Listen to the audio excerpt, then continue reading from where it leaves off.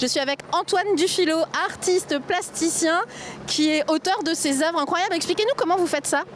Alors on fait ça en équipe dans le nord de la France et donc ce sont des plaques d'aluminium avec un thermolacage et toutes ces plaques sont emboîtées sur deux longerons qui permettent de les tenir et quand on circule autour de l'objet on a une impression de mouvement. Donc on fait des petits modèles mais ça c'est des modèles à taille réelle qui ont vraiment une dimension humaine.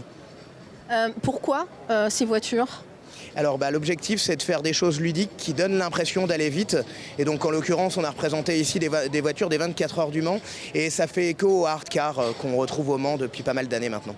C'est un modèle particulier ça par exemple ? Alors ça c'est une Ferrari 330 P4, c'est une Ferrari du Mans des années 60. Voilà. Ferrari cette année ça fait sens avec leur grand retour. C'est ça exactement et celle-ci je trouve que c'est vraiment la plus belle et la plus dynamique de toutes les voitures du Mans qui ont jamais existé donc que j'aime particulièrement et donc c'est pour ça que j'ai voulu la représenter. Et la particularité finalement de votre travail c'est que ça peut s'installer en extérieur notamment pour les collectivités.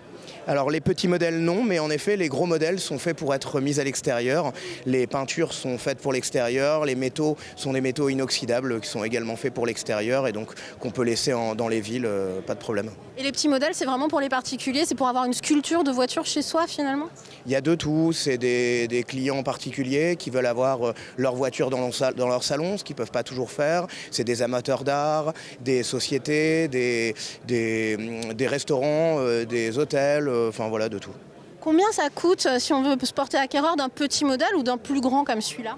Alors les modèles qu'on vend en galerie d'art, on travaille avec 41 galeries qui prennent aussi leur part bien entendu. Et donc nos modèles vont, je dis nos parce qu'on est 10 maintenant à faire ça, et donc on les vend entre 7 000 et 25 000 euros.